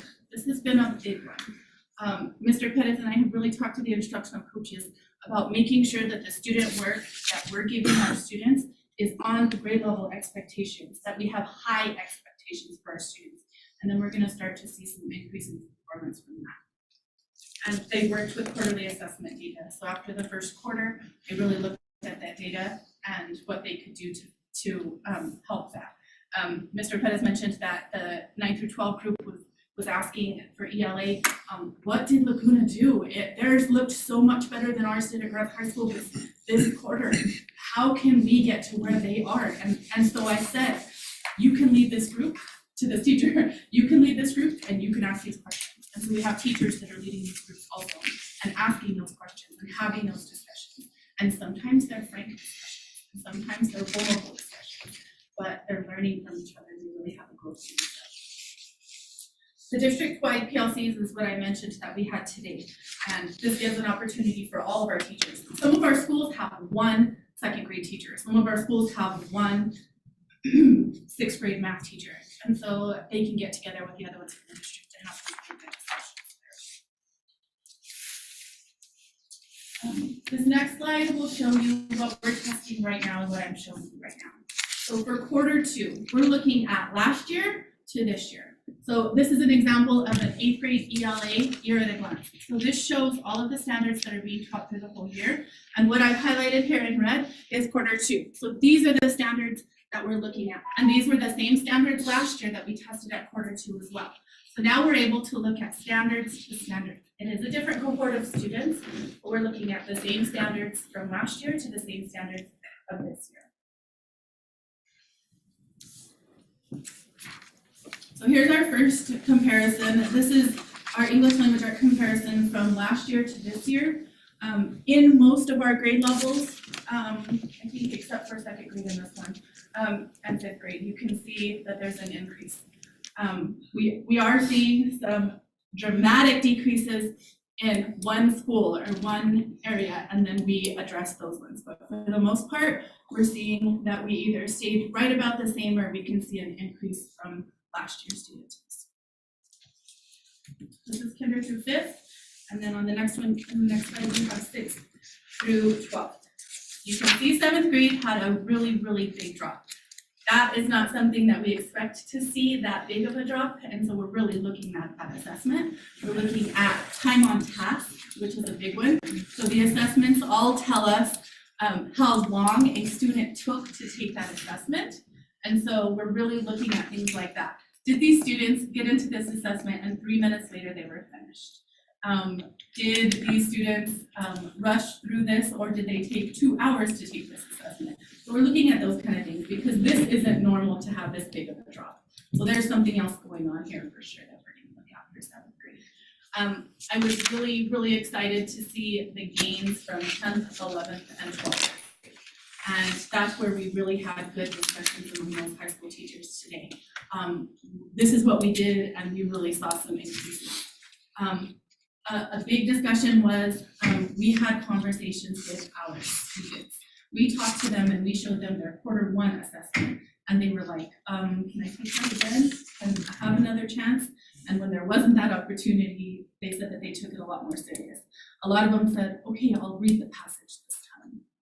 Well, if that was a problem last time, then now we know what the problem is this time. Having those conversations with data with students has been a change that hasn't always happened. And so that's a good thing too. So good discussions at the PLC today. Next, we have math comparisons. For the most part, we are seeing increases in math as well. If you go to the next slide over, you can see our secondary math.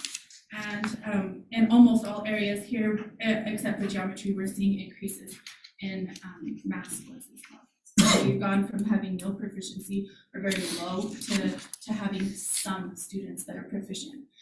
Something that you don't see in these numbers is the ones that are nearing proficient. So those ones that are right on the bubble of moving to the proficiency level, that are 1 or 2 points away from being proficient, and those numbers are growing increasingly.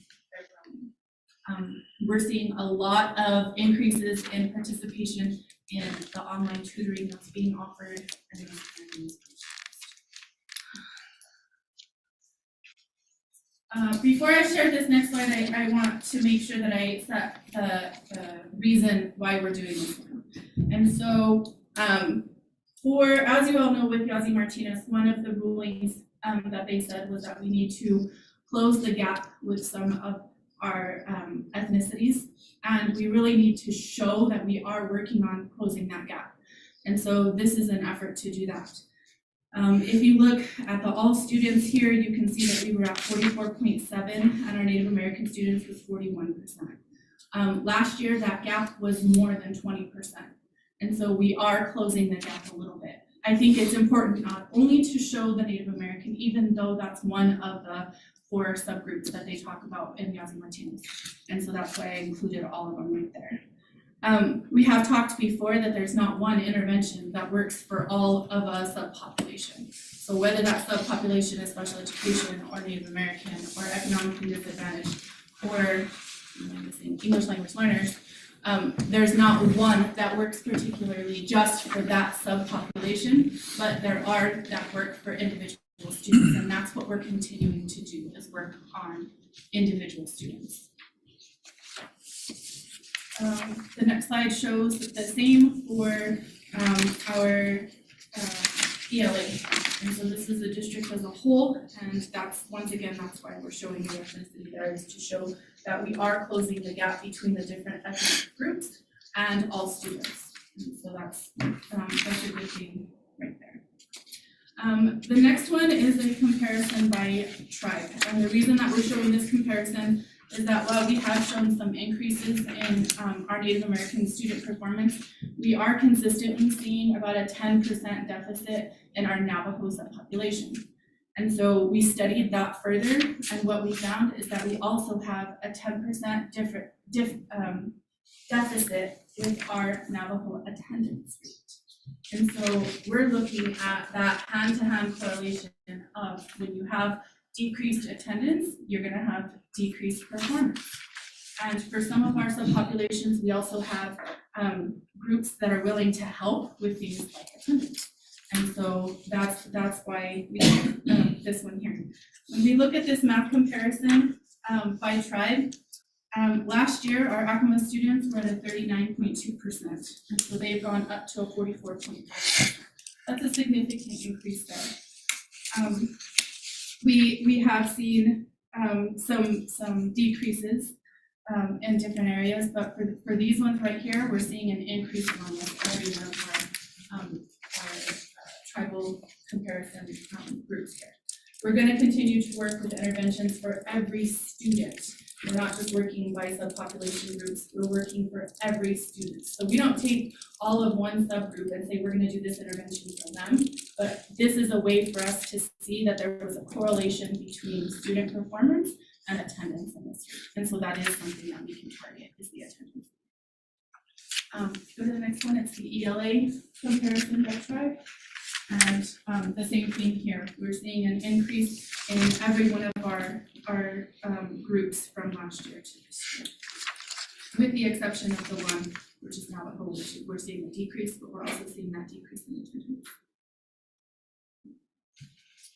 This next slide shows you a pretty complex data set. This is a third grade data set, and this is only part of it. I snipped just part of it to show you how deep we study this. So if you look to the left, these are all of the standards for one part of third grade math. So this is just part of it. And Corazon does this for us. She's awesome at what she does. She takes the beginning of the year, Aymasa, she takes the middle of the year and the end of the year, and then she takes the Namasa. And we could look from the beginning, the middle, to the end of this one standard, how they did, and then how they did for the Namasa, which is our summative assessment. You can see they went from 35 to 49, 49.5 to 57%. So there's an increase in that one standard. That's just one standard of the many that we teach. And then we can look at the beginning of the year from this year. And then this one standard hasn't been addressed. It won't be addressed until Q3. And so that's when we'll look at this one. And so I just wanted to give you all an idea of how deep we go for every single one of the standards that every single grade level teaches in both math and in ELA. It's not the pretty pictures that Mr. Maldonado here has, but you can see all of these percentages and how much work that we do. No, but this is the real stuff. Well, I'm gonna give you pretty right now. This is the real stuff. What you showed on that is extremely important. You drilled down deep, and that was phenomenal.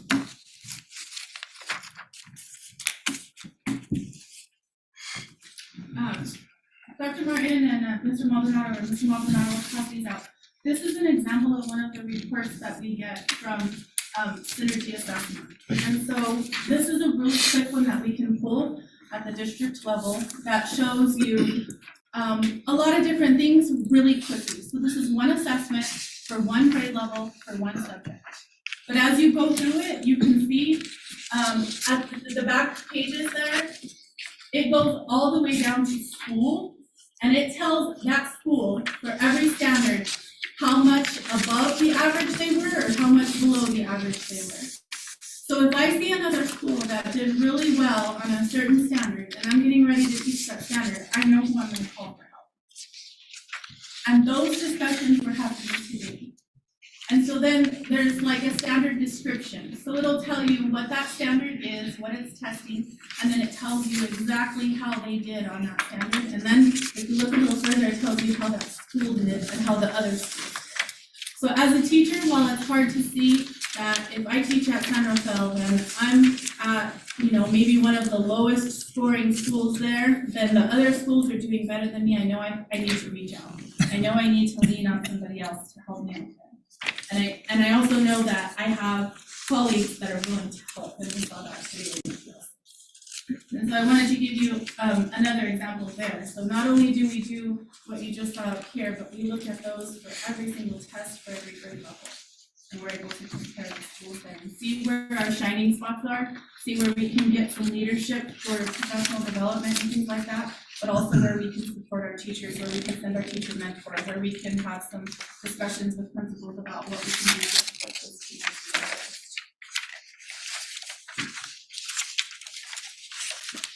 That's where we are right now. And I think I beat Mr. Maldonado time.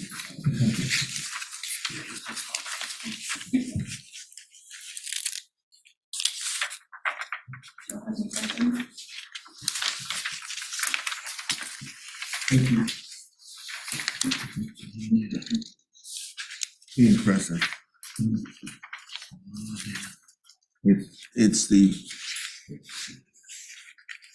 It's the sharing, it's the human element that you're saying is starting to surface in terms of the interactions between teachers, groups of teachers, between schools. That becomes more systems or more systematic in improving, supporting each other to improve. And actually the items there tell us exactly how complex the learning is for our kids. But we've always known that. We just have never seen it like this. And so there used to be on the state website a sample test for the layperson to take. To have us give it a shot. I could do that. And those are tough. I don't know whether they've still have those on their state website anymore. That was during the park years. I can bring you a synergy assessment if you all want to take an assessment. Give us a second grade. I was thinking 8th grade. Something we can handle. No, we want something basic, right? Algebra 2. Yeah, so that's something that I think parents need to recognize is that our staff are providing instruction, learning that is not watered down. And we cannot expect it to be watered down. And so it's quite impressive. I thank you for, it's colorful, but it also is very informative. Any questions, comments? Polygons, quadrilaterals. Oh, goodness. Yeah, okay, thank you. Okay.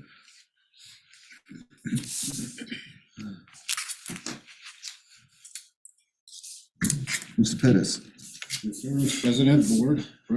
First action item is the consideration of approval of acquisition of property at the northwest corner of George Hanisch and Sacaleras Boulevards, section 30T11 North, R9 West, Cibola County, New Mexico. And I do recommend that we approve this action item. Is there a motion? So moved. Bob Hayes. Is there a second? I'll second. Juan Ortiz. Acquisition of property at the northwest corner of George Hanisch and Sacaleras Boulevards. Any final explanation or summarization? I think we've, Mr. President, we worked up to this point and had an attorney help us out with the purchase agreement. So we're at the point now where we just need the board's approval to move forth with the $30,000 for the property, and then the closing costs, $5,000. and a share of that. So that is the actual amount. No, Mr. Perez, I'm sorry. Sure, please. So once we got the seller to agree to the terms, I contacted Alliance Trust, title company, and actually our closing fees are gonna be $855, much lower than $5,000 price. And then, so our share would be $427.50, and Mrs. Abraham's share would be $427. Her title insurance to her that she's going to pay during the closing is $314, much lower than that. So we really just, it's not $5,000 that we anticipate sharing, it's actually $855. So it's gonna be more to her, which is great, she's a better incentive. And we'll, once you approve this, I'll be able to take this to her to sign, and then we can give a deposit of $5,000 earnest money to the title company and then proceed from there. Hopefully close within 30 days. And so the purchase agreement is still valid because it's up to. Says up to, Yeah. So the action item is based upon the purchase agreement. So the purchase agreement is part of the documentation for the action item. Is that understood? We have a motion and a second. Let's roll call. Emily Hunt Daly, Yes. Yes. Robert Hayes, Yes. Richard Jones, Aye. John Ortiz, Yes. Dr. Guyer Shambo. Yes. Motion carries. Next, Next is, Mr. President, Board, the consideration of approval for design services for the IT complex. I recommend that we approve this action item.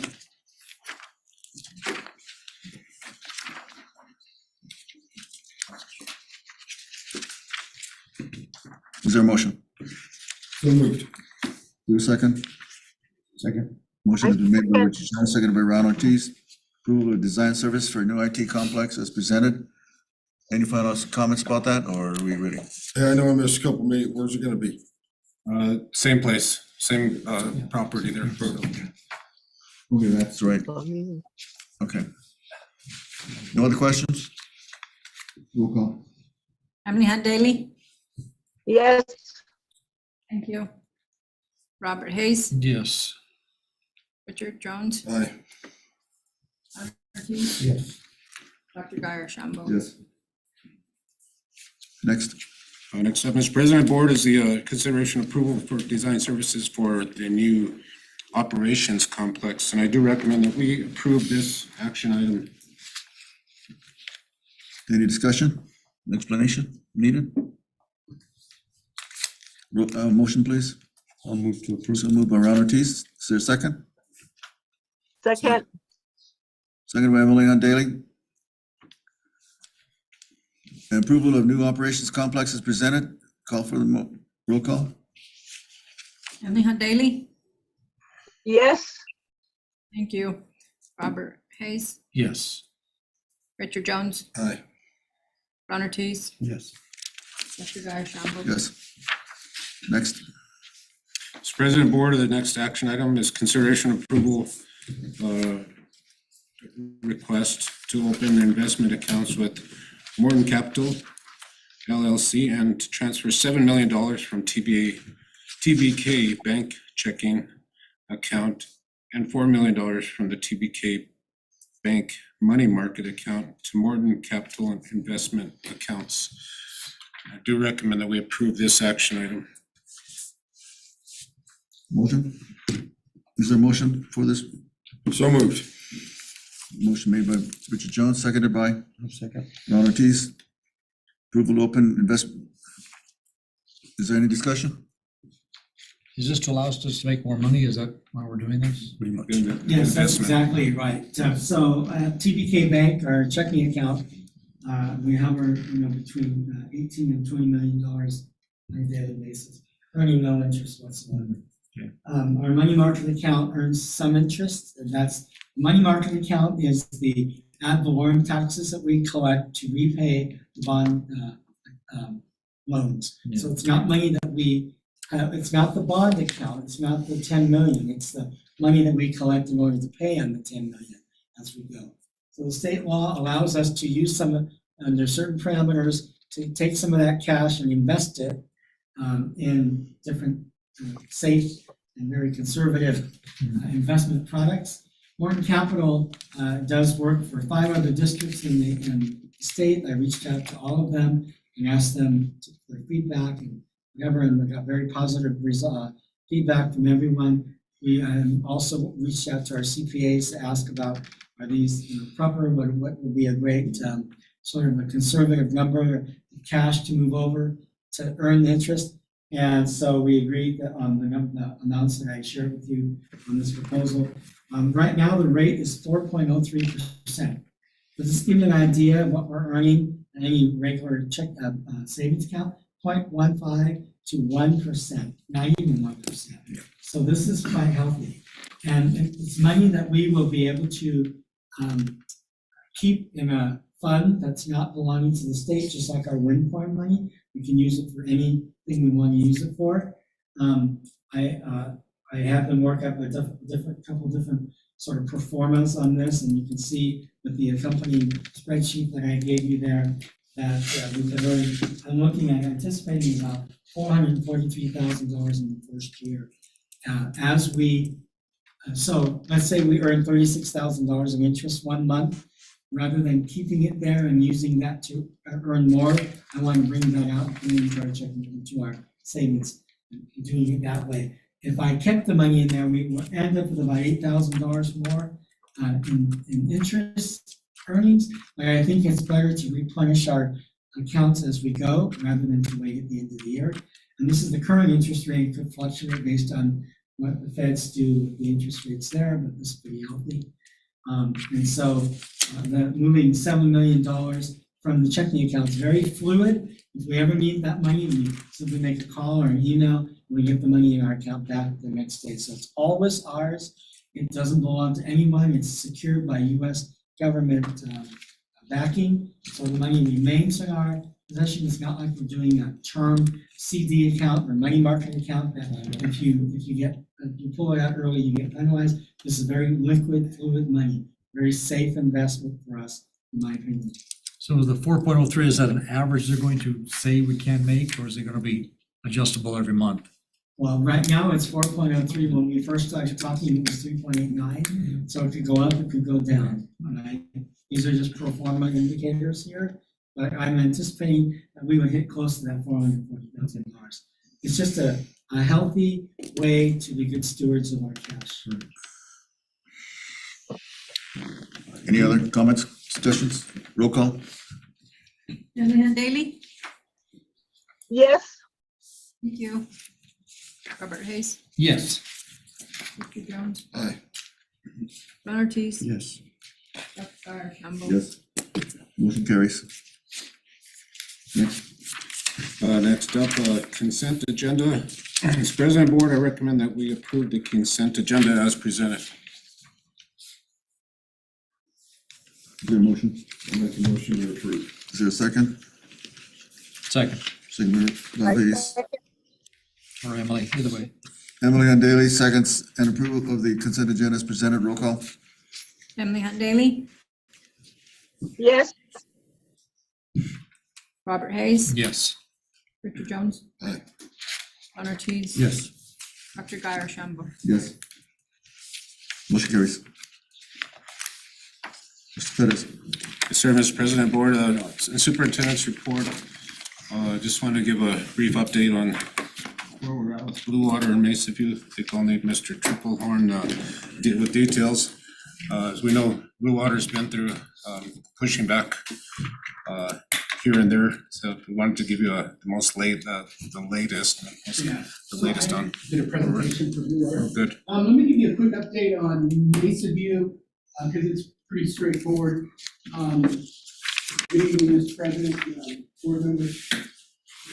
So Mesa View, currently the plans for Mesa View are at Construction Industries Divisions for final review. Okay.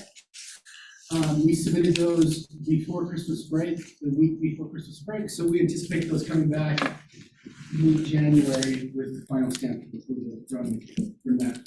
At that point, we will then look at putting the RFP out shortly thereafter. We'll have the RFP ready to go once we have the stamps from CID to proceed. So Blue Water Elementary, we go ahead and go to the, we initially put the RFP for Blue Water Elementary School out the week before Thanksgiving break, okay?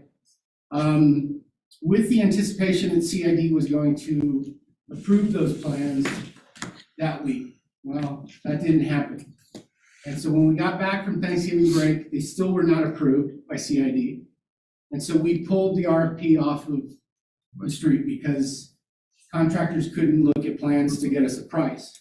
We had a fairly aggressive timeline. We were looking at getting the RFPs, the proposals back to Steve's office in between New Year's and Christmas. And then we were gonna review those. And then we were gonna come to you guys today with a recommendation for a or a general contractor. Because the PSCOC subcommittee is meeting tomorrow. And so we were gonna hopefully approve it tonight. I'll give you a chance tomorrow. Well, CID didn't approve the plans until December 13th. So we pulled it off the street, which I think in the long run is gonna be better for us because we had a really ambitious timeline. We were gonna have, I think with the short window that we had for the RFP being on the street, we were gonna have a very limited number of contractors that were gonna be willing to put a proposal together, especially during the holiday season, which is hard to get pricing from subcontractors and get it all to us in that timeframe. Now, the problem that we run into is that, go ahead and go to the next slide. The PSCOC, I'm kind of skipping ahead here, so, all right, go ahead and go to the next one. Getting ahead of myself, I'm not even looking at it. So the plans got approved on the 13th. We reissued the RFP on the 18th of December, so that Monday right before Christmas break, or right before Christmas, with a very healthy window for general contractors to get us pricing. The PSCOC, go ahead and go to the next one. So this is our current schedule of events that we have. So we issued the RFP on the 18th. We're gonna do a pre-proposal conference for all of the general contractors that are interested in bidding this project on the 12th, so next week. And then they'll submit questions to us by the 26th. We have a week to respond to those questions, do any addenda to the RFP if we need to. Next slide, please. The submission for proposals is going to be February 9th. So we're giving them almost 2 months to work up their proposals. At that point, then we'll do the evaluation committee on the 10th or thereabouts. We're gonna, once we narrow it down, if we decide that we need to do interviews with general contractors, then we will do those interviews. We'll give those notices on the 13th. The 23rd, we'll do those interviews. And then hopefully at the board meeting for the 7th of March, we will come to you with our recommendation for a general contractor for the project, okay? The rest of it's kind of TBD because go ahead and go to the next slide, Dr. Martin. So PSCOC does not meet during the legislative session, okay? So it's a 60-day session, so they won't be done until middle of March. So the next PSCOC meeting is in April, the first week of April. That would be the subcommittee meeting, and then the following week would be the main meeting for the PSCOC, where we would go to seek construction plan, okay? That would put our groundbreaking for Blue Water project mid to late April, okay? Which is good. I know it's not what we want to hear, but as a facilities person, or if any of you that have ever worked with concrete, it's really hard to work with concrete in the middle of winter. So we had done groundbreaking in January. We would have had concrete issues when we get done with the building because concrete doesn't like the cold. So when we do groundbreaking and start pouring foundations, that's gonna be when it's warm, so we don't have to blanket it and heat it and all that stuff. We're gonna get a better product in the long run. We are getting a lot more interest from contractors on the RFP now that the time frame is a little bit more generous than our accelerated one that we had before. Mesa View, we possibly might follow the same timeline and go to the PSCOC in April for funding for Mesa View as well. So we may have groundbreaking for 2 schools, possibly at around the same time.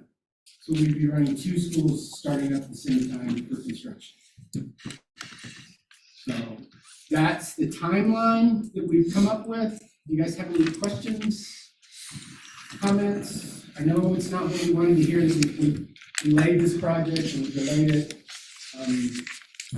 Unfortunately, CIG held us hostage. No, they do that. And so, Mr. President, if I could, what's our deadline, do you think, when the schools will be completed? If April is the day?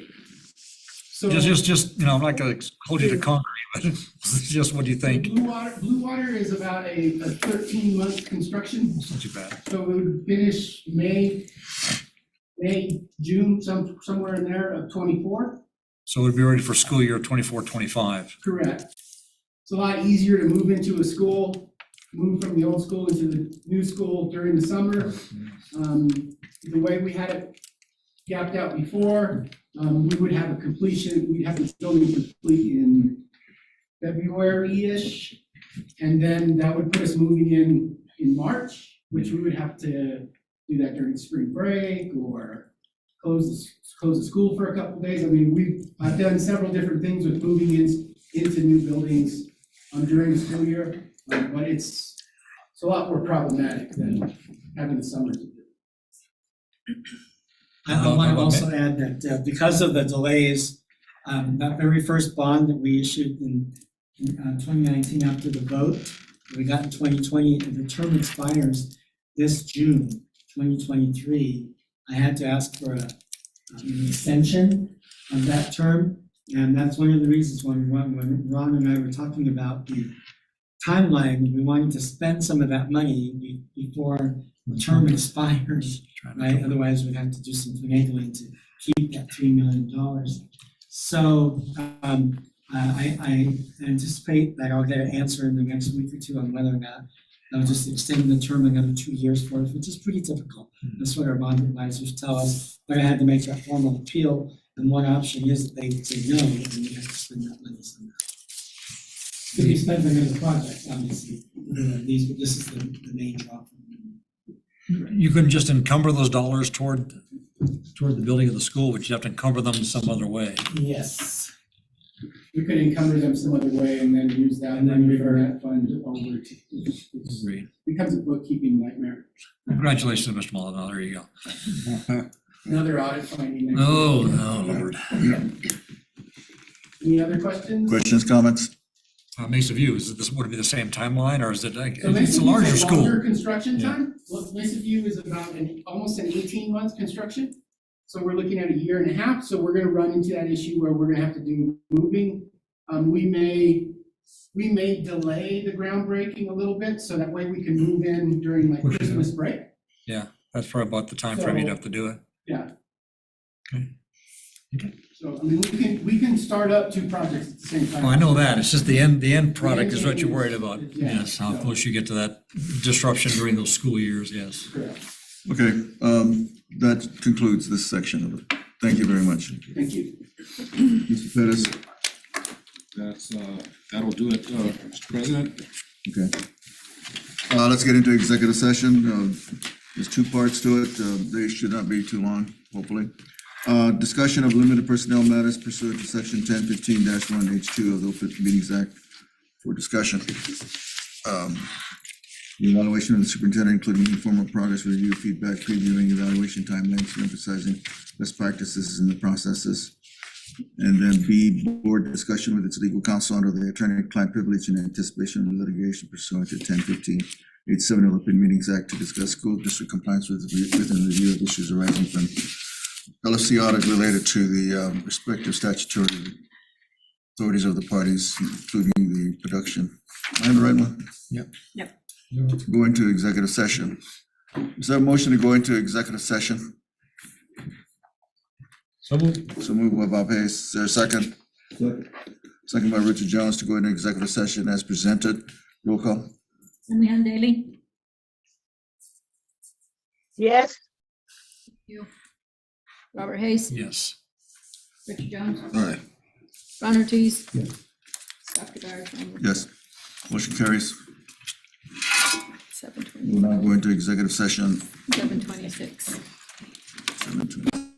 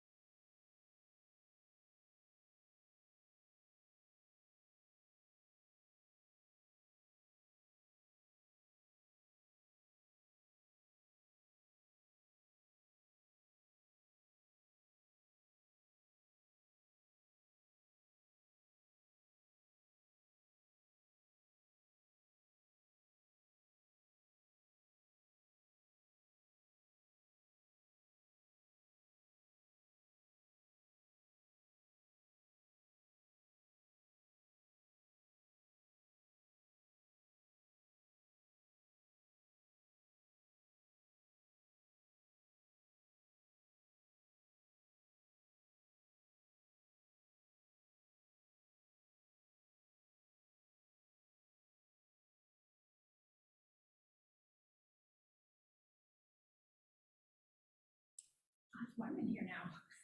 Yeah. Did you sign back in? You're back in. Oh, we're already back in? Already back in.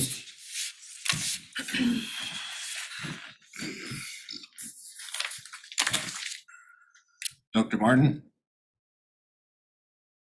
Mr. Martin, you can hear us okay? Yes, sir. is there a motion to reconvene the regular session? I make a motion, we reconvene. Motion made by Richard Jones. Is there a second to reconvene? Second. Second by Ron Ortiz to reconvene regular session. Roll call. Emily Daly, Yes, Robert Hayes, Yes. Richard Jones. Aye. Ron Ortiz. Yes. Dr. Tyler Campbell. Yes. We have we have reconvened a regular session I want to declare that we only discussed the items that were identified in the action items for executive session, considering the superintendent evaluation and the LFC hearing as stated in the agenda item. Announcements are there. And just a note, Dr. Fay, Mr. Motion President, carried. the lunch tomorrow that you're all invited to is at 11:30 at the Sky City Casino. Not Instead of 12, it's at 11:30 That's the, with whom? with all of our leadership. That's our Leadership team is meeting. our leadership team. Our coordinators, principals, directors. In the restaurant there or where? Right, there's There's we're a having meeting it in the conference room. There's like a meeting room right there next to Large. the buffet. It's called the Pinion Room. Pinion, okay. Yeah. Just to give you an idea of what's, I didn't make copies, right? And then the other thing, I didn't know if, in the past, was only happened once, but if you wanted us to do an orientation with you as a new board member, I could pull the directors together to give you a demo. Okay. You'll be So fine. You can ask us questions. I sure can. Okay. Okay, future agenda items, you know how to get them to us. Adjournment, is there a motion to adjourn? So moved by Rob Hayes to adjourn, seconded by? Second. Seconded by Richard Jones to adjourn the meeting. Roll call. Emily Daly, yes. Robert Hayes, Yes. Richard.